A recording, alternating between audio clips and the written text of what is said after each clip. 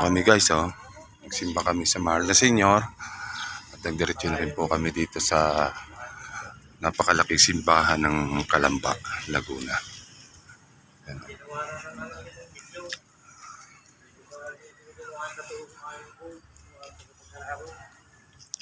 Yan po si Ba dito sa Laguna. Pagsitayin po ang lahat.